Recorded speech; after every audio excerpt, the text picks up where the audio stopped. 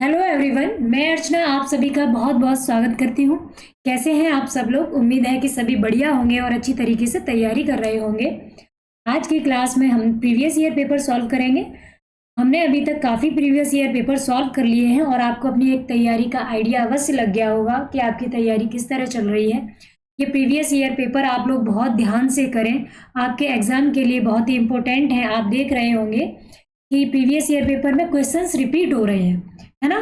तो आपको भी जब भी आपका जो एग्जाम होगा 24 तारीख को, उसमें अवश्य मिलेंगे। देखना, थोड़ा घुमा फिरा के प्रश्न होंगे लेकिन वैसे ही प्रश्न आपके होंगे। तो जो भी प्रीवियस ईयर पेपर कराए जा रहे हैं उनको बहुत ही ध्यानपूर्वक आपको सॉल्व करना है। ठीक है, चलिए बढ़ते हैं। ये व्हाट्सअप नंबर है हमारा, इससे जुड़ जाएंगे आप लोग तो अवश्य आपको लिंक मिल जाएंगे। जो भी चैनल पर क्लासेस होती हैं उनके लिंक मिलेंगे आपको। तो जो भी साथी ना जुड़े हों वो अवश्य जुड़ जाएं और कोई भी समस्या हो तो यहाँ आप डिस्कस कर सकते हैं किसी भी टॉपिक से रिलेटेड। ठीक है, चलिए स्टार्ट करते हैं अपना पहला प्रश्न। समय को ज़्यादा हमें बेकार नहीं करना है, तो गद्यांश है हमारा, उसमें 1 से 4 तक प्रश्न हमें इस गद्यांश से सॉल्व करने हैं। तो गद्यांश को अच्छी तरीके से पढ़ लेते हैं। आत्मभाषा में ही आत्मज्ञान या स्वज्ञान का विकास होता है। आत्मभाषा आत्ममुक्ति का साधन है। आत्ममुक्ति तात्पर्य सोचने, समझने, कहने और सुनने के स्वराज प्राप्ति से है। आत्ममुक्ति क्या है? सोचने, समझने, कहने और सुनने की स्वराज प्राप्ति। यह अपनी भाषा में ही संभव है।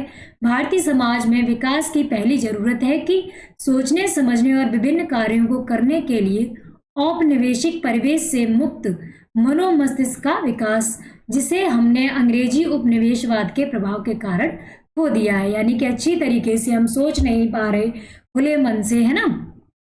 तो ये क्यों हुआ कि हमने अंग्रेजी उपनिवेशवाद के प्रभाव के कारण इस सबको खो दिया। इसे पुराने ढर्रे पर लाना ही होगा। हालांकि वापसी की यह प्रक्रिया, यहाँ पर वापसी होगा, ठीक है, वापसी की यह प्रक्रिया इतनी आसान नहीं है। इसे संभव बनाने के लिए हमें आत्मविस्मृति के दंश से निकलना होगा। औपनिवेशिकता की गुलामी में जकड़े देश आमतौर पर आत्मविस्मृति के शिकार रहे हैं, यानी कि अपने आप को भूल गए हैं। आत्म माने अपना और विस्मृति माने भूल जाना, तो अपने आप को भूल गए हैं। उनकी आजादी की लड़ाई आत्मविस्मृति से मुक्ति की लड़ाई रही है, राष्ट्रीय अस्मिता के लिए संघर्ष की लड़ाई रही है। असल में होता यह है कि हम नीतियां उनके लिए बनानी है और उस समाज का विकास करना है जो अंग्रेजी नहीं जानता। वह तबका अपनी भाषा में सोचता है और वही उसकी आकांक्षाओं की भाषा है। ऐसे ही जनता के लिए नीतियां बनाने वाले और सोचने समझने वालों की भाषा अभी भी अंग्रेजी ही है। यानी कि जो सोच समझ रहे हैं, नीतियां बना रहे हैं, उनकी भाषा अभी भी कैसी है? अंग्रेजी ही है। ठीक है, ऐसी जनता के लिए नीतियां बनाने वाले और सोचने समझने वालों की भाषा अभी भी अंग्रेजी ही है। ऐसे में विकास एवं जरूरतमंद लोगों के बीच एक खाई चौड़ी हो जाती है। हमें आवश्यकता इस बात की है कि हम जनता की आकांक्षा की भाषा के साथ स्वयं को भी जोड़ें। चलिए अब पहला प्रश्न देखते हैं। क्या है हमारा प्रश्न? वैचारिक उद्भावना का सर्वोत्तम माध्यम क्या है? राष्ट्रभाषा, आत्मभाषा, साहित्यिक भाषा या अभिजाति वर्ग की भाषा? वैचारिक उद्भावना, हम अपने विचारों का उद्भावना करते हैं, मतलब अपने विचारों को रखते हैं, तो उसका सर्वोत्तम माध्यम क्या है? राष्ट्रभाषा नेशनल लैंग्वेज होगी, या आत्मभाषा, आत्म मतलब अपनी भाषा होगी, या साहित्यिक भाषा होगी, या अभिजाति वर्ग की भाषा होगी, जो ऊंचा वर्ग है उस वर्ग की भाषा होगी। तो आत्मभाषा में हम अपने विचार अत्यधिक अच्छे तरीके से समझा सकते हैं, किसी को प्रकट कर सकते हैं। तो आपका राइट ऑप्शन है बी, आत्मभाषा। आपका राइट ऑप्शन है बेटा बी, आत्मभाषा। चलिए बढ़ते हैं अगले प्रश्न की ओर। विदेशी परतंत्रता की घातक परिणति क्या है? नैतिक अधःपतन, आर्थिक शोषण, राष्ट्रीय अस्मिता पर कुठाराघात, सामाजिक परंपरा का क्षरण। विदेशी जो परतंत्रता है, इसकी घातक परिणति क्या हुई है? क्या हुआ है? हमारा नैतिक अधःपतन हुआ है, आर्थिक शोषण हुआ है, या राष्ट्रीय अस्मिता पर कुठाराघात हुआ है, या सामाजिक परंपरा का क्षरण हुआ है। तो यहाँ पर जो ऑप्शन है हमारा सी, राष्ट्रीय अस्मिता पर कुठाराघात। हमारे जो गद्यांश में इसी पर बात की गई थी कि हमारी अस्मिता और राष्ट्रीय अस्मिता की संघर्ष की लड़ाई है, यानी कि इस पर कुठाराघात हुआ है ना, हम इसको भूल गए हैं, अपनी विस्मृति हो गई है, आत्मविस्मृति। तो आपका राइट ऑप्शन होगा राष्ट्रीय अस्मिता पर कुठाराघात। ठीक है, चलिए बढ़ते हैं अगले प्रश्न की ओर। आत्मविस्मृति का क्या अभिप्राय है? आप क्या समझेंगे आत्मविस्मृति से? अपनी अस्मिता को भुला देना, अपने आप में खो जाना, सामाजिक परंपराओं से अनभिज्ञता या स्वतः भूल जाने की प्रवृत्ति। आत्मविस्मृति, आत्म माने अपनी और विस्मृति माने अपनी मतलब यादों को खो देना, विस्मृति की भूल गए, अपने आप को भूलना। ठीक है, तो इसमें राइट ऑप्शन आपको कौन सा लग रहा है, ए, बी, सी या डी? साथ के साथ कमेंट बॉक्स में आंसर भी करते रहा करें आप लोग। ठीक है, तो एक आइडिया लग जाता है कि आपकी समझ में कितना आ रहा है। तो आपका राइट आंसर है अपनी अस्मिता को भूल जाना, यानी कि अपनी अस्मिता को भूल गए हैं, आत्मविस्मृति हो गई है। आपका राइट ऑप्शन है ए। आम जनता के सर्वांगीण विकास के लिए आवश्यक है। आम जनता के सर्वांगीण विकास के लिए क्या आवश्यक है? प्रचुर वित्तीय संसाधनों की उपलब्धता, देश की प्राकृतिक संसाधन, नीति नियंता और आम जनता के बीच जो नियंता है, नीति को बनाने वाले हैं और आम जनता के बीच भाषा एवं चिंतन विषयक साम्य बन गया है, या योजनाओं के क्रियान्वयन में तत्परता। तो आम जनता के सर्वांगीण विकास के लिए क्या आवश्यक है? क्या हमने गद्यांश में पढ़ा? यही तो पढ़ा था कि सर्वांगीण विकास करना होगा, तो जो अभी जो नीति नियंता है और जिनके लिए बनाई जा रही है भाषा, है ना, उनके बीच की, उनकी भाषा के बीच की जो खाई है वो चौड़ी होती जा रही है, उसे ही तो हमें पाटना है ना, यही तो हमने इस गद्यांश में पढ़ा था। तो साम्य बिठाना होगा, नीति नियंता और आम जनता के बीच भाषा एवं चिंतन विषयक साम्य बिठाना होगा, है ना, कम्युनिकेशन ऐसा हो कि दोनों लोग जुड़ जाएं। ठीक है, तो ये आपका राइट ऑप्शन है सी। चलिए बढ़ते हैं अगले प्रश्न की ओर। अगला प्रश्न भी हमारा गद्यांश से रिलेटेड है। किसी पेपर में 2 गद्यांश आ रहे हैं आपके। ठीक है, सेकंड पेपर में आपके गद्यांश 2 आ रहे हैं, फर्स्ट पेपर में एक गद्यांश और एक पद्यांश है। तो निम्नलिखित गद्यांश को पढ़कर आप प्रश्नों के उत्तर देंगे 5 से 8 तक। 21वीं सदी की दस्तक के साथ अपने देश में और अंतर्राष्ट्रीय क्षेत्रों में जनसंचार माध्यमों का क्षितिज बहुत बढ़ गया है। आज जनसंचार माध्यमों के अर्थ केवल शब्द संचार माध्यम नहीं रह गया, यानी जनसंचार जो संचार कम्युनिकेशन के साधन हैं वो बढ़ गए हैं, और इसमें भी केवल समाचार पत्र नहीं आते। अब केवल समाचार पत्र ही नहीं रहा जिससे जनसंचार हो रहा है। आप लोग ही देखिए किससे किस हो रहा है जनसंचार। टेलीविजन है हमारे पास, फोन्स हैं, है ना, बहुत सारी चीजें, टेक्निक्स आ गई हैं, वही तो जनसंचार के माध्यम बन गए हैं। अपितु आज जनसंचार माध्यमों में समाचार पत्रों के अतिरिक्त साप्ताहिक, पाक्षिक व मासिक पत्रिकाएं और पुस्तकें भी शामिल हो गई है। इसके महत्व और उपयोगिता को देखते हुए किसी समय लॉर्ड मैकाले ने इन्हें चौथी सत्ता का नाम दिया। चौथी सत्ता का नाम किसे कहते हैं? इन समाचार पत्रों को। ठीक है, लेकिन आज हम इस नए युग में विद्युत माध्यम के द्वारा ही हुई जनसंचार क्रांति के योगदान को नहीं भुला सकते। विद्युत और कंप्यूटर क्रांति के इस युग में रेडियो और दूरदर्शन जैसे संचार माध्यम लोगों के ड्राइंग रूम में जाकर बतियाने लगे हैं। ठीक है, तो ये हमारा गद्यांश हो गया। अब इसके प्रश्न देखते हैं। समाचार पत्र जनसंचार का किस प्रकार का माध्यम है? दृश्य माध्यम है, केवल देख सकते हैं, श्रव्य माध्यम है, या दृश्य श्रव्य माध्यम है, या मुद्रण माध्यम है? तो समाचार पत्र और जनसंचार किस प्रकार का माध्यम है? जनसंचार का, यानी जो समाचार पत्र हैं, आपके अखबार हैं, जो न्यूज़पेपर है, वो किस प्रकार के जनसंचार पत्र हैं? किस प्रकार के जनसंचार पत्र हैं? वो मुद्रण माध्यम है, मुद्रित तो ही किए गए मुद्रण माध्यम है। तो आपका राइट आंसर है मुद्रण।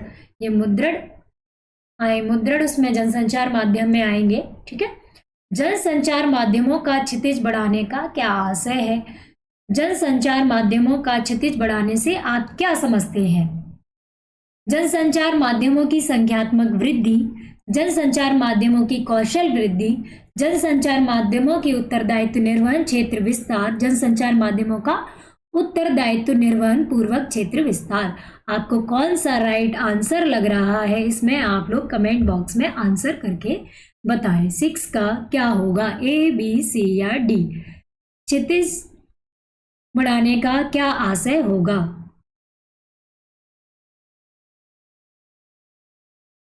ठीक है, तो इसमें आपका जनसंचार माध्यमों की संख्यात्मक वृद्धि होगा, कौशल वृद्धि या उत्तरदायित्व निर्वहन क्षेत्र विस्तार। क्षितिज बढ़ाने से मतलब है हम उसका क्षेत्र का विस्तार करें, ठीक है, ठीक है। चलिए क्षितिज, वैसे क्षितिज माने आपको मालूम है क्या होता है क्षितिज? मैंने आपको एक बार प्रैक्टिस सेट में बताया हुआ है क्षितिज। क्षितिज आपका उसमें भी आता है अर्थ पूछने के लिए, अर्थ आ जाते हैं पृथ्वी और आकाश के बीच की दिखने वाली, यानी पृथ्वी और आकाश जहां मिल रहे हों वो पृथ्वी और आकाश के बीच की सीमा, काल्पनिक सीमा, ठीक है, जहां पृथ्वी और आकाश एक दूसरे से मिलते हुए दिखाई दें, समुद्र से यहाँ पर मिलते हुए दिखाई देते हैं, उसको कहते हैं क्षितिज, ठीक है। एक काल्पनिक सीमा होती है उसको बोलते हैं क्षितिज, ठीक है। चलिए आगे बढ़ते हैं अगले प्रश्न की ओर। लॉर्ड मैकाले ने जनसंचार माध्यमों के लिए नाम दिया।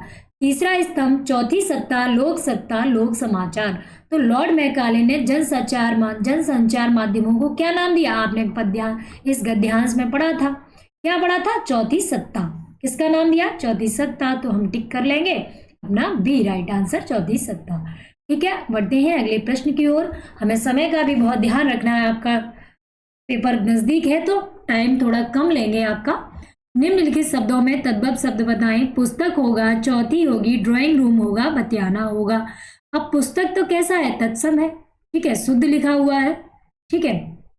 चौथी, ये चतुर्थ होगा इसका तद्भव, तो यही क्या है आपका? चतुर्थ होगा इसका तत्सम। तत्सम क्या होगा? चतुर्थ। ड्राइंग रूम कैसा शब्द है? ड्राइंग और रूम ये कैसा शब्द है? ये अंग्रेजी भाषा का शब्द है। बतियाना, ये आपका बात से बतियाना बन गया, तो आपका जो तद्भव शब्द होगा वो ये चौथी, आपके गद्यांश से रिलेटेड है ये चौथी, बी ऑप्शन आपका राइट आंसर होगा। कालिंदी का समानार्थी शब्द बताइए। ये पर्यायवाची आपके आए हैं, पर्यायवाची, इनको बहुत अच्छी तरीके से आपको पढ़ के जाना है। कालिंदी का समानार्थी शब्द बताइए। विष्णुपदी है, भार्गवी है, अर्कजा है, कामाक्षी है। तो कालिंदी कहते किसे हैं? कालिंदी बेटा यमुना को कहते हैं। अब यमुना का इसमें कौन सा पर्यायवाची है? आप लोग कमेंट बॉक्स में आंसर करें, ए, बी, सी या डी। ए होगा, बी होगा, सी होगा या डी होगा। विष्णुपदी, विष्णु के पैरों से जो निकली हैं उन्हें तो हम गंगा कहते हैं, ठीक है। विष्णुपदी, गंगा, जाह्नवी, सुरसरी, ये सब किसके हैं? गंगा के पर्यायवाची हैं।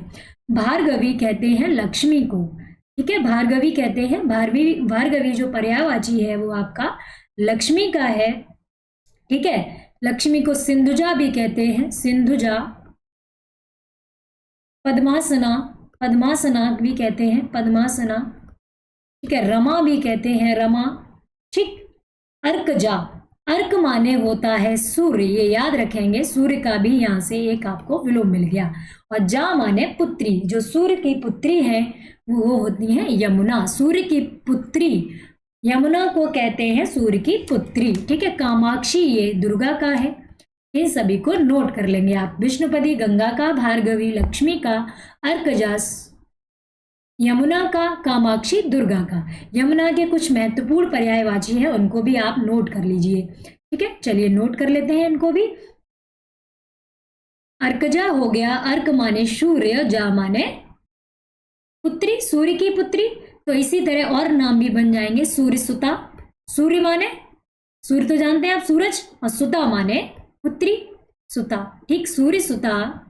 भानुजा, भानु माने सूर्य और जा माने पुत्री, भानु की पुत्री। भानु सूर्य का पर्यायवाची होता है। तरड़, तनुजा, तरड़ तनुजा भी कहते हैं इनको, ठीक है। तरड़ सूर्य को कहते हैं तरड़, एक मिनट ना, ये किसके पर्यायवाची हैं? तरड़ तनुजा, ये थोड़ा स्लाइड उधर चली गई, तनुजा, ठीक है। और कौन सा है? तरड़ तनुजा, सही लिख लेंगे आप लोग। रविसुता, ये भी इसका इन्हीं का नाम है, रविसुता, ठीक है। यम भगिनी भी कहते हैं कालिंदी को, यम भगिनी। यमुना जो नाम है, यमुना यम की बहन, यम भगिनी भी कहते हैं, भागिनी, भागिनी या भगिनी, ठीक है, बहन, यम की बहन। यमुना जो नदी है उसके ये पर्यायवाची हैं, ठीक है, इनको नोट कर लेंगे। सूर्यसुता, रविसुता, भानुजा, तरड़ तनुजा, यमुना, अर्कजा, ठीक है। चलिए अगला आपका प्रश्न है, थाली का बैंगन होना इस मुहावरे का क्या अर्थ है? है ना, हम इसका प्रयोग करते हैं अपनी भाषा में। थाली का बैगन हो रहे हो, इधर भी लुढ़क रहे हो उधर भी लुढ़क रहे हो, है ना। बहुत रुचिकर होना, सर्वत्र सुलभ होना, सभी जगह उपलब्ध हो जाओ, अस्थिर विचार का होना, अस्थिर विचार का होना, मन पसंद का होना। तो थाली का बैगन होना इसका मतलब क्या है कि उसका मन इधर भी है और इधर भी है ना, लुढ़क रहा है जहां तहां, जिधर भी कर दिया। तो थाली के मैं बैगन से आशय होगा अस्थिर विचार का होना, ये मुहावरा है, अस्थिर विचार का होना, ठीक है। तो थाली का बैगन होने का अर्थ है अस्थिर विचार का होना। चलिए आगे आपका प्रश्न है, भाषा का आधारभूत प्रयोजन क्या है। कि आधारभूत प्रयोजन, इसका प्रयोग क्या है, आधारभूत प्रयोग क्या है, जो मेन प्रयोग भाषा का क्या होगा। कथन होगा, श्रवण होगा, सुनना होगा, या विश्लेषण करना होगा, या संप्रेषण। संप्रेषण मीन्स बेटा होता है इंग्लिश में कम्युनिकेशन, है ना। हम आपस में अपने विचारों का आदान प्रदान कर रहे हैं, वही क्या कहलाएगा, संप्रेषण, इसको कम्युनिकेशन कहते हैं। तो भाषा क्या, भाषा होती है वो हमारा संप्रेषण का आधार होती है। हम अपने विचारों का आदान प्रदान करेंगे तभी तो भाषा का प्रयोग होता है। अपने विचारों को हम किसी के सामने रखते हैं अपनी भाषा के माध्यम से। भाषा क्या है, साधन किसका, विचारों के आदान प्रदान का। तो आधारभूत प्रयोग है भाषा का संप्रेषण, है ना। तो संप्रेषण मतलब कम्युनिकेशन, एक दूसरे से बात कह पा रहे हैं, दूसरा हमारी बात समझ पा रहा है।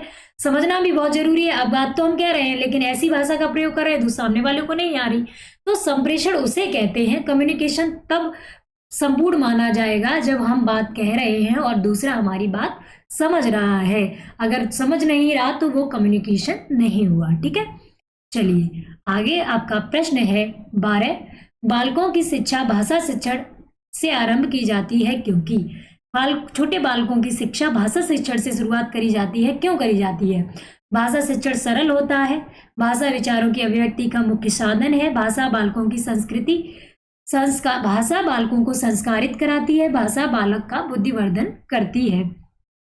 तो आपका राइट आंसर इसमें क्या होगा, तो छोटे बच्चे हैं, ठीक है, प्राथमिक स्तर पर बच्चे हैं, उनकी भाषा को डेवलप क्यों किया जाता है, भाषा को जो शिक्षण है भाषा को वो क्यों कराया जाता है, क्यों कराया जाता है, ताकि वो अपनी बात को कह सके, अपने विचारों की अभिव्यक्ति किसी के सामने रख सके। तो भाषा विचारों की अभिव्यक्ति का मुख्य साधन होती है, इसलिए भाषा शिक्षण आरंभ में कराया जाता है। ऐसा नहीं है बहुत सारे क्लिष्ट कठिन कठिन सब्जेक्ट उठा लाए बच्चों को सिखाने लगे, नहीं, है ना। वो समझ नहीं पाएगा, अपनी बात को कह नहीं पाएगा, आपकी बात को समझ नहीं पाएगा, तो सीखेगा क्या। तो तभी तो प्रारंभिक स्तर पर भाषा शिक्षण आरंभ किया जाता है, ठीक है। चलिए आगे बढ़ते हैं अगले प्रश्न की ओर। लिखित भाषा के लिए अनिवार्य, ये कई पेपरों में आ चुका है आपका ये प्रश्न, A, B, C या D। लिपि का ज्ञान, अंकों का ज्ञान, 12 खड़ी का ज्ञान, ठीक है, 12 खड़ी व्याकरण का ज्ञान। तो सबसे महत्वपूर्ण क्या है, लिखित भाषा। यहाँ बात लिखी गई है लिखित भाषा, यानी लिखना है हमें, तो इसके लिए सबसे महत्वपूर्ण क्या होगा, लिपि का ज्ञान। ए आपका राइट ऑप्शन है, ठीक है। लिपि का ज्ञान, लिपि किसे कहते हैं, जिन चिन्हों से हम भाषा को लिखते हैं वही लिपि कहलाती है ना। तो लिखित भाषा यानी भाषा को लिखने का साधन क्या है, लिपि है। तो जिन चिन्हों द्वारा हम किसी भाषा को लिखते हैं वो उस भाषा की लिपि कहलाती है। तो लिपि का ज्ञान होना आवश्यक है। अगर हमें लिपि नहीं आती होगी तो हम अक्षर नहीं लिख पाएंगे, ठीक है। देवनागरी लिपि नहीं आती तो क्या हम हिंदी पढ़ लेंगे, क्या हिंदी हम लिख लेंगे, नहीं लिख पाएंगे। चलिए अगला आपका प्रश्न है, निम्नांकित व्यंजनों में महाप्राण व्यंजन नहीं है। महाप्राण व्यंजन नहीं है, घ, क्ष, ढ, ता। आप लोग कमेंट बॉक्स में आंसर करें, तब तक हम एक्सप्लेन करते हैं अल्प प्राण और महाप्राण, ठीक है। तो प्राण तत्व के आधार पर हमने आपको 2 प्रकार बताए थे, पहली क्लास थी वर्णमाला की, उसी में आपको बताया है प्राण तत्व के आधार पर अल्प प्राण और महाप्राण, ठीक है। इसकी बहुत अच्छी ट्रिक हमने बताई है। जिन साथियों ने ये क्लास सही से सारी क्लास अटेंड की उन्हें तो आप रट गए होंगे। अल्प प्राण यहाँ से ट्रिक बना लेंगे, 1 3 5। अल्प से ट्रिक हमने बना ली, 1 आ से 1, 3 बन गया, ये 5, ठीक, 1 3 5, यानी हर प्रत्येक वर्ग का पहला, तीसरा और 5वां। महाप्राण में आएंगे आपके दूसरे और चौथे, है ना। कंठस्थ कर लें आप लोग, रट लें बिल्कुल। आपका इससे संबंधित तो प्रश्न गलत ही नहीं होना चाहिए।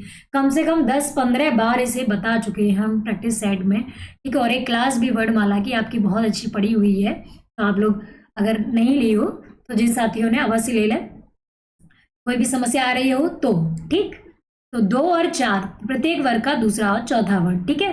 अब पहला, तीसरा, पांचवा, दूसरा और चौथा, ठीक। अल्प प्राण में आएंगे, इसमें स्वर भी आए, और कौन कौन से आते हैं? सभी स्वर, सभी स्वर इसी के साथ, और अंतस्थ व्यंजन य, र, लव, ये किसमें? अल्प प्राण में। और यहाँ पर आपका महाप्राण है, इसमें ऊष्म व्यंजन रहेंगे आपके, ऊष्म व्यंजन, ठीक है।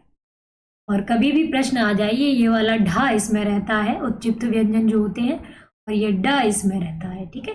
ड है ये इस वाले में रहता है, ये उच्चिप्त व्यंजन कहलाते हैं, क्योंकि दो ढा ढा ऐसे उच्चिप्त तरीके से बोले जाते हैं, और ये दो, इनके दो गुण होते हैं, एक डा और एक डा, एक ढा और एक डा, ठीक।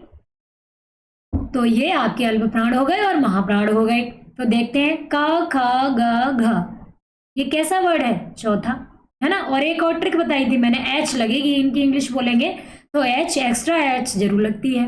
आप नहीं मानते तो करके देख लें, केवल इस वाले सा को छोड़कर, ठीक है। उसमें व्यंजन में आता है ये वाला सा, तो इसमें ए एस के साथ एच नहीं लगती, इसको छोड़कर सभी के साथ एच आएगी, ठीक है।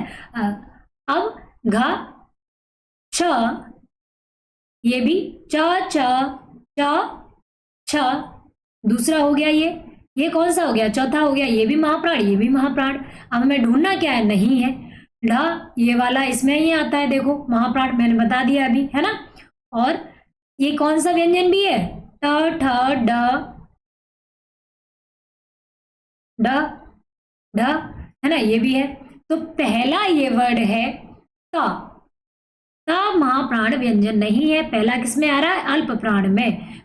ता वर्ग का पहला वर्ड है, इसलिए ये अल्प प्राण है, महाप्राण नहीं, ठीक है। तो ये हम याद रखेंगे, ठीक है। ये चौथा है, ये याद रखेंगे, तो हमारा कौन सा महाप्राण नहीं है? ता, ठीक है। बढ़ते हैं अगले प्रश्न की ओर। निम्नलिखित में विकारी शब्द बताइए। विकारी शब्द कौन से होते हैं? जिनमें परिवर्तन हो जाए। अविकारी कौन से होते हैं? जिनमें परिवर्तन ना हो। लिंग वचन कारक के आधार पर जिनमें परिवर्तन आ जाए वो विकारी कहलाते हैं, और जिनमें परिवर्तन नहीं आए वो अविकारी कहलाते हैं, ठीक है।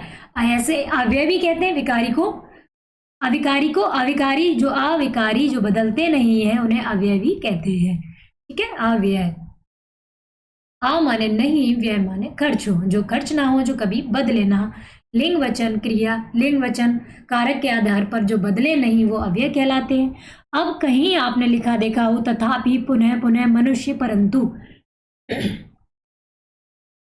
तथापि, तो क्या तथापि आपने बदला हुआ रूप इसका देखा है? तथापियों लिखा हो, तथापि लिखा हो, कि लड़की के लिए तथापि बड़ी की मात्रा लगा देंगे, या लड़के के लिए ई की मात्रा हटा देंगे? नहीं, लिंग के आधार पर या वचन के आधार पर कभी चेंज नहीं होगा।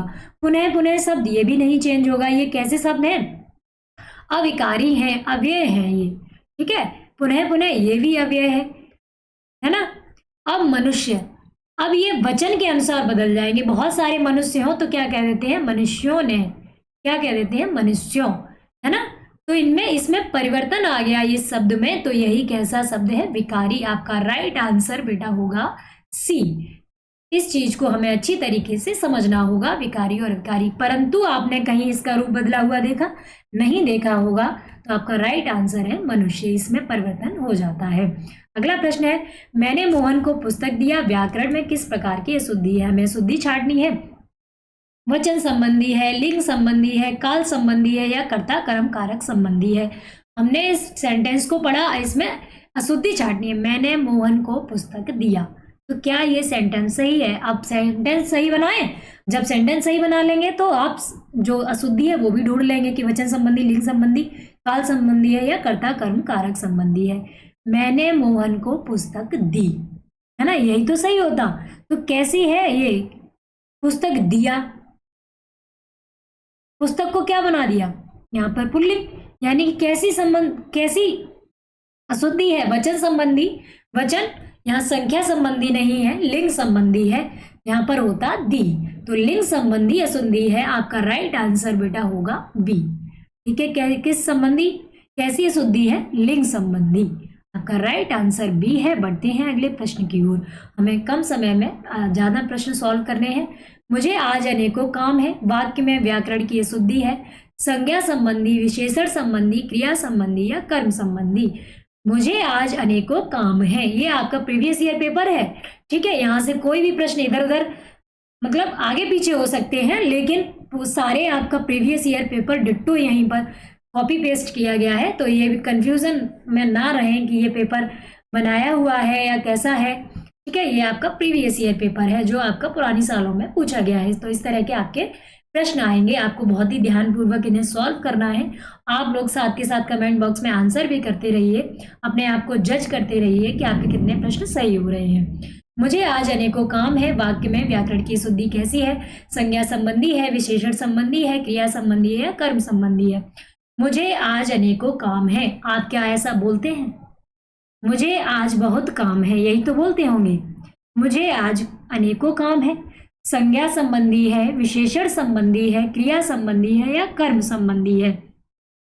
तो आपका बेटा राइट आंसर आपको क्या लग रहा है? इसमें कैसी किस संबंधी मतलब कैसी त्रुटि है, इसमें हमें ये ढूंढना है ना। तो इसमें कैसी है त्रुटि?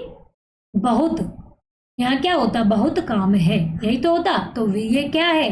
अनेकों, बहुत, ये क्या है? विशेषण। संज्ञा तो नहीं है, क्रिया तो नहीं है, क्रिया है काम, काम करना है ना। कर्म, कर्म ऑब्जेक्ट से संबंधित भी नहीं है, विशेषण से संबंधित है हमारी त्रुटि। बी आपका राइट आंसर है। चलिए बढ़ते हैं अगले प्रश्न की ओर। आपका 18 नंबर प्रश्न है, जिस शब्द अथवा शब्दांश के रूप में वाक्य के लिंग, वचन, पुरुष अथवा काल के अनुसार कोई परिवर्तन नहीं होता उसे क्या कहते हैं? अभी मैंने कई बार बताया आपको, जब अविकारी शब्द पढ़ाए उन्हें अपरिवर्तनीय कहते हैं, अव्यय कहते हैं, अव्यक्त कहते हैं या विकारी कहते हैं। तो क्या कहेंगे? तो जिन शब्दांशों में व्याकरण की दृष्टि से उसे क्या कहेंगे? शब्दांश के रूप में वाक्य के लिंग, वचन, पुरुष अथवा काल के अनुसार कोई चेंज ना हो उसे क्या कहेंगे? उसे बेटा कहेंगे अव्यय। ठीक है, अव्यय आपके अभी आपने पढ़े थे, तथापि, पुनः पुनः, ऐसे शब्द क्या कहलाते हैं? जो परिवर्तित नहीं होते। यथा, ये क्या है? ये आपके अव्यय है। ठीक है,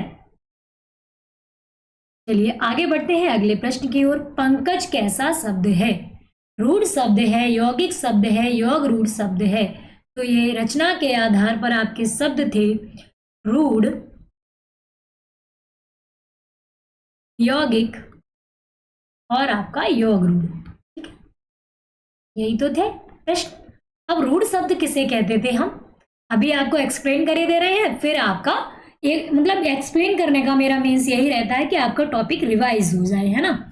अगर यहाँ से प्रश्न सॉल्व करके डायरेक्ट चले गए और रिवाइज नहीं किया तो कुछ बच्चों को हो सकता है इसको समझ में ना आए, तो आपका टॉपिक भी रिवाइज हो जाए, आपके माइंड में कॉन्सेप्ट क्लियर हो जाए एकदम कि रूढ़ आ जाए तो हम रूढ़ तुरंत पहचान लें, यौगिक आ जाए यौगिक पहचान लें, योग रूढ़ आ जाए हम योग रूढ़ पहचान लें, है ना।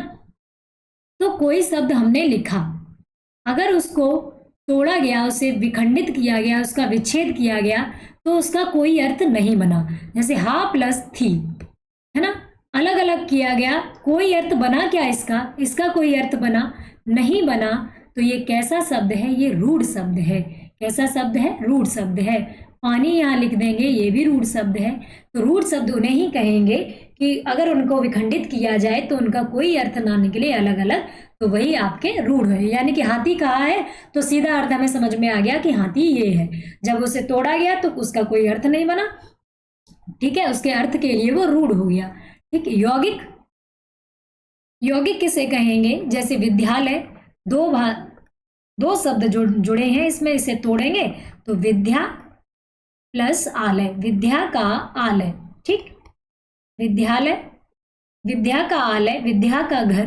तो दो शब्द यानी तोड़ा तो इसे यौगिक, योग से बना, दो शब्दों के योग से बना वो यौगिक कहलाएगा।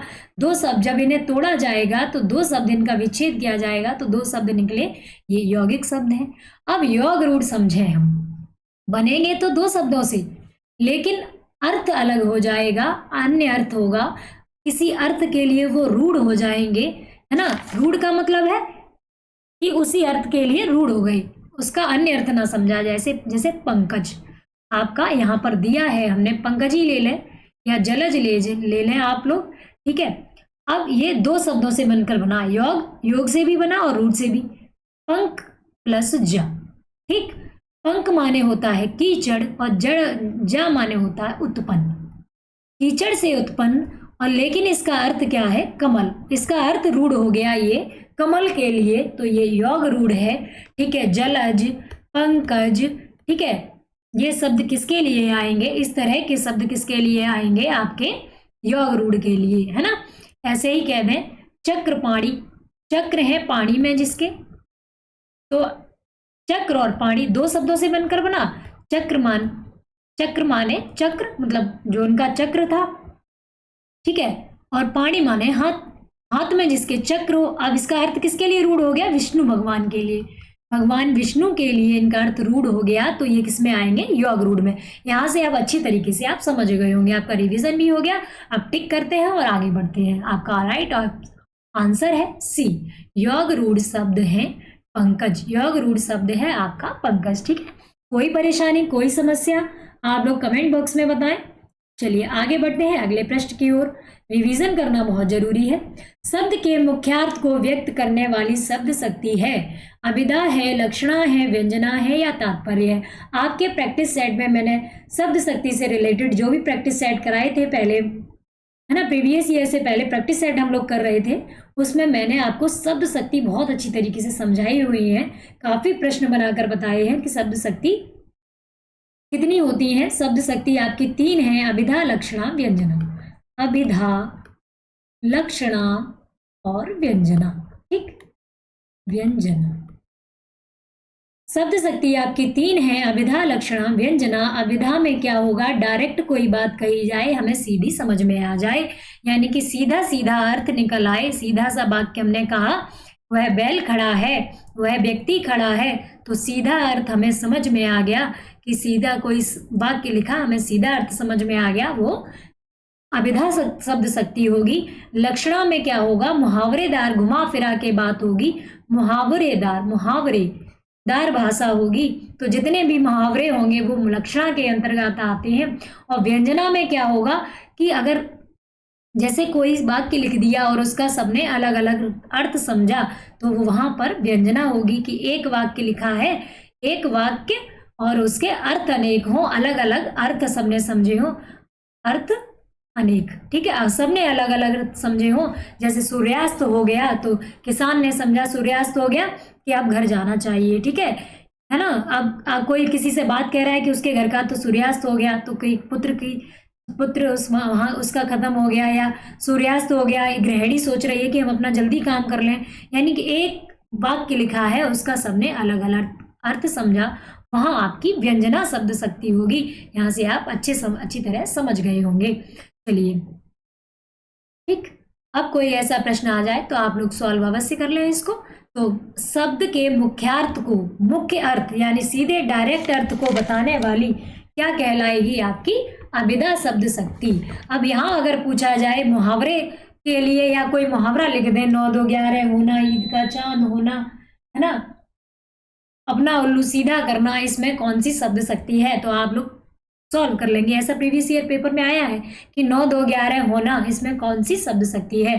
तो आप लोग टिक कर लेंगे, लक्षणा शब्द शक्ति है, ठीक है। चलिए आगे बढ़ते हैं। स्थायी भाव, विभाव, अनुभाव और संचारी भाव संघटक तत्व हैं। ये संघटक तत्व किसके हैं? शब्द शक्ति के हैं, रस के हैं, अलंकार के हैं या छंद के हैं? तो आप लोग कमेंट बॉक्स में आंसर करें, ये किसके हैं? तो ये सीधा सीधा हमें मालूम है, रस के हैं। रस में ही तो स्थायी भाव, विभाव, अनुभाव और संचारी भाव आते थे। ये तो बहुत ही इजी प्रश्न है। चलिए आगे बढ़ते हैं अपने अगले प्रश्न की ओर। पानी गए न उबरे, मोती मानस चून, है ना। इसके ऊपर और पंक्ति थी, रहमन पानी राखिए, पानी बिन सब सून, पानी गए न उबरे, मोती मानस चून। इसमें श्लेष अलंकार है, यमक अलंकार है, रूपक अलंकार है या उपमा अलंकार है? तो हमने पढ़ा था श्लेष और यमक में आप लोग कंफ्यूज होते होंगे कभी कभी, तो इसकी पहचान आपको मैंने काफी बार बताई हुई है। यमक में क्या? युग्म, याद रखना, यमक से युग्म और श्लेष मतलब चिपका हुआ। एक शब्द लिखा होगा, उसके अर्थ अनेक होंगे, सबके लिए अलग अलग अर्थ होगा। और यहाँ 2 शब्द लिखे होंगे और उनके अलग अलग अर्थ होंगे, ठीक है। दोनों शब्दों के अलग अलग अर्थ होंगे। जैसे विधेय, विधेय विषय की, ये विधेय विधेय, है ना। तो विदेह, एक विदेह का मतलब क्या था, वो जनक, राजा जनक, और विदेह एक एक का अर्थ था बिना देह के, ठीक है। ऐसे श्लेष में क्या होता है, चिपका हुआ अर्थ होता है, जैसे पानी गए न उबरे मोती मानुष चून। अब पानी का जहाँ अर्थ है, इसमें बहुत सारे अर्थ चिपके हुए हैं, यानी कि पानी के 3 अर्थ हैं। यहाँ मोती के लिए अलग अर्थ है, मानुष के लिए अलग अर्थ है, और चून के लिए अलग अर्थ है। मोती, मोती के लिए क्या अर्थ होगा, चमक, है ना। अगर मोती से पानी चला जाए, मतलब चमक चली जाए, तो उसका कोई महत्व नहीं रहता। मानुष, मानुष का मतलब कहते हैं कि मनुष्य का पानी, उसका तो पानी मर गया आंखों का, या पानी उतर गया उसका, है ना, तो उसकी प्रतिष्ठा से रिलेटेड है, ठीक है इसका अर्थ। और चून मतलब आटे से है, इसमें पानी, सीधा पानी के लिए आटा। तो पानी के बिना ये मोती मानुष चून उबर नहीं सकते। ये इसमें कौन सा अलंकार है, आपका राइट आंसर है श्लेष अलंकार, ठीक है, ये याद रखेंगे। ये इस तरह से, यही कई बार आपके प्रीवियस ईयर में पूछा गया है, यही आपका उदाहरण दिया है, ऐसा ही प्रश्न है, ठीक है। रूपक में अभेद आरोप होगा, उपमा में तो तुलना होगी, ठीक है। चलिए आगे बढ़ते हैं अगले प्रश्न की ओर। इनमें से कृष्ण भक्त कवि नहीं है। सूरदास, तुलसीदास, कबीरदास, रैदास। सूरदास भी कृष्ण भक्त हैं, तुलसीदास ने भी रचनाएं काफी लिखी थी, है ना, वैराग्य संदीपनी, कृष्ण गीतावली, ये सब तुलसीदास ने ही लिखी है, तो ये भी कृष्ण भक्त में आ जाते हैं। रैदास ये भी है। कबीरदास जो है वो कृष्ण भक्त नहीं है, ये भक्ति काल के निर्गुण आश्रय शाखा के कवि थे। भक्ति काल के निर्गुण आश्रय शाखा के कवि थे, निर्गुण निर्गुण आश्रय शाखा, ठीक है, निर्गुण आश्रय शाखा के कवि थे कौन, कबीरदास, ठीक है। ये विश्वास करते थे निराकार, यानी कि आकार नहीं है प्रभु का, निर्गुण है प्रभु उसी में, ठीक है। चलिए ये आपका राइट आंसर है सी। चलिए बढ़ते हैं अगले प्रश्न की ओर। भारत के संविधान में हिंदी को क्या कहा गया है, राजभाषा कहा है, राष्ट्रभाषा कहा है, या मातृभाषा कहा है। आपके संविधान में हिंदी को क्या कहा गया है, संपर्क की भाषा, मातृभाषा, राष्ट्रभाषा, या राजभाषा। तो आपको इस संविधान से रिलेटेड काफी मैंने प्रश्न करा लिए हैं, आप अब अवश्य बता लेंगे। राजभाषा कहेंगे, राष्ट्रभाषा कहेंगे, तो कोई नेशनल लैंग्वेज नहीं है, राष्ट्रभाषा नेशनल लैंग्वेज में आएगी, तो ये हमारी राजभाषा है। क्या है, राजभाषा, ठीक है। भारत के संविधान में हिंदी को राजभाषा कहा गया है ना, ये याद रखेंगे। चलिए, राजभाषा को इंग्लिश में कहते हैं ऑफिशियल लैंग्वेज, ऑफिशियल लैंग्वेज, इससे याद आपको रहेगा, ठीक है, ठीक है। ये ऑफिशियल लैंग्वेज है, राजभाषा संविधान में हिंदी को ऑफिशियल लैंग्वेज माना है, ठीक है, नेशनल लैंग्वेज नहीं है, इसमें कंफ्यूज नहीं होना, राजभाषा है, आप लोग दिमाग में इसको बिठा लें। चलिए आगे बढ़ते हैं। अगला प्रश्न है हमारा, छायावाद के प्रमुख स्तंभों में सम्मिलित नहीं है। जयशंकर प्रसाद, सुमित्रा नंदन पंत, महादेवी वर्मा, रामधारी सिंह दिनकर। ये तो आप लोग अवश्य टिक कर लेंगे, मैंने कई बार आपको बताया है, आपने भी सही से पढ़ा होगा। छायावाद युग के ये 4 प्रमुख हैं, सबसे अधिक प्रमुख हैं कौन से, जयशंकर प्रसाद, जयशंकर प्रसाद, आपके निराला, पंत, महादेवी वर्मा, महादेवी वर्मा, ठीक है, महादेवी वर्मा, ये आपके 4 मेन कवि हैं जो छायावाद के स्तंभ हैं। तो इनमें से कौन नहीं है, रामधारी सिंह दिनकर, ठीक है। आप लोग कमेंट बॉक्स में इनकी रचनाएं हमें लिखकर बताएं। रामधारी सिंह दिनकर की काफ़ी रचनाएं मैंने आपको बताई हुई हैं, तो अवश्य कमेंट बॉक्स में लिखकर बताएं। इन्हें राष्ट्र कवि भी कहते हैं, मैथिली शरण को भी राष्ट्र कवि कहते हैं, और रामधारी सिंह दिनकर को भी, ठीक है। आप लोग कमेंट बॉक्स में अवश्य बताएं रामधारी सिंह दिनकर की रचनाएं, कोई 2 रचनाएं बताएं आप लोग रामधारी सिंह दिनकर की। चलिए आगे बढ़ते हैं अगले प्रश्न की ओर। तार सप्तक एक प्रतिनिधि काव्य संकलन है, छायावादी कवियों का है, प्रगतिवादी कवियों का है, प्रयोगवादी कवियों का है, सटोत्तरी कवियों का है। जो तार सप्तक है वो कौन से कवियों का है, छायावादी युग का है। तार सप्तक काव्य संकलन है कौन से युग का,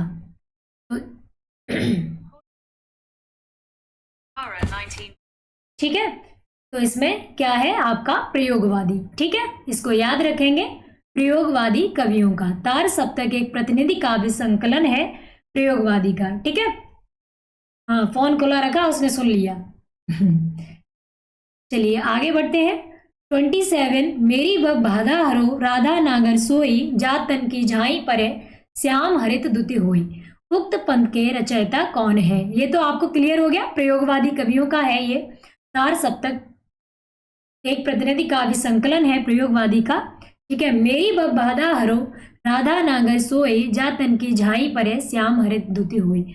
उक्त पद के रचयिता कौन है? सूरदास है, बिहारी है, मीराबाई है या रसखान है? इसमें मेरी भव बाधा हरो राधा नागर सोई जा तन की झाई परे श्याम हरित दुत होय। अब इसके कौन रचयिता हैं? इसके रचयिता बेटा है बिहारी। ठीक है, बिहारी की एकमात्र रचना है, आप लोग नोट कर लेंगे, बिहारी सतसई। ठीक है, बिहारी सतसई। इसमें 700 दोहे हैं, इसलिए बिहारी सतसई कही गई है इसको, और इनकी एकमात्र रचना है, और इसी से ये इतने फेमस हो गए। इनको ये अपनी रचनाओं में गागर में से सागर भरते थे, गागर में सागर भरने के लिए ये प्रसिद्ध हैं। यानी कि इनके जो दोहे हैं वो इतने अच्छे हैं, ऐसा लगता है कि गागर में सागर भर लिया है।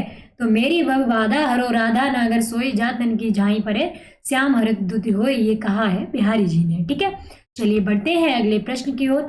साहित्य की किस विधा में शिक्षण का सस्वर वाचन सर्वाधिक अपेक्षित है?